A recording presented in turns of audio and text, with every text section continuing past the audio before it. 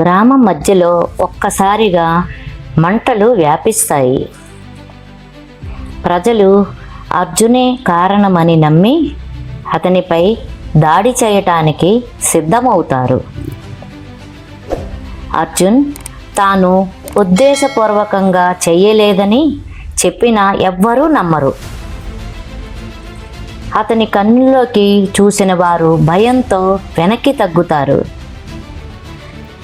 కోపం పెరిగిన క్షణాల్లో అతని చేతుల నుంచి మంటలు చెలరేగుతాయి. ఇది నా శాపమా లేక వరమా అని అర్జున్ గందరగోళంలో పడతాడు. ఆ సమయంలో ఒక గుప్త కులసభ్యుడు గ్రామానికి వస్తాడు. అతను నిశ్శబ్దంగా గ్రామస్తులను రెచ్చగొడతాడు.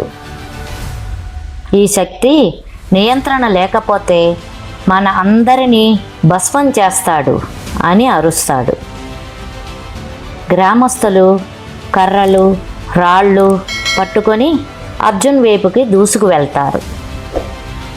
భయంతో అర్జున్ అడవిలోకి పారిపోతాడు. అతన్ని వెంబడించడానికి కులసభ్యులు రహస్యంగా వెనకాల వస్తారు. ఆ రాత్రి అర్జున్ ఒక చెరువు దగ్గర కూర్చొని తన ప్రతిబింబాన్ని చూస్తాడు. కానీ నీటిలోని ప్రతిబింబం మంటల రూపంలో కనిపిస్తుంది. అతను తనలోని శక్తిని అర్థం చేసుకోవటానికి ప్రయత్నిస్తాడు. అకస్మాత్తుగా వెనక నుంచి కులసభ్యులు దాడి చేస్తారు. అర్జున్ తనను తాను రక్షించుకోవటానికి మంటలు వదులుతాడు.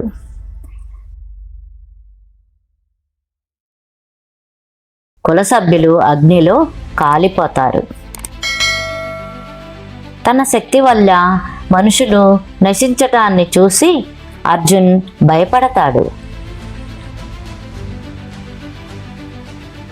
అతని గుండెల్లో భయం. నేను రాక్షసుడుగా మారుతున్నానా? కులనాయకుడు దూరం నుంచి అన్నీ గమనిస్తున్నాడు. ఇంకా అతను నియంత్రణలో లేడు. ఇదే సమయం అని చెబుతాడు. అర్జున్ అడవిలో ఒంటరిగా నడుస్తూ తాను ఎవరో అర్థం చేసుకోవటానికి ప్రయత్నిస్తాడు. అతని శరీరంలో స్ఫటికం మరింతగా ప్రకాశిస్తుంది. దాని నుంచి ఒక స్వరం వినిపిస్తుంది. నువ్వు ఎన్నుకున్నవాడివి, కానీ ఎన్నుకోబడిన వారు ఎక్కువ కాలం బ్రతకలేదు అని మరొక గూఢ స్వరం చెబుతుంది. అర్జున్ కేకలు వేస్తూ ఆ శక్తిని అడ్డుకోవటానికి ప్రయత్నిస్తాడు.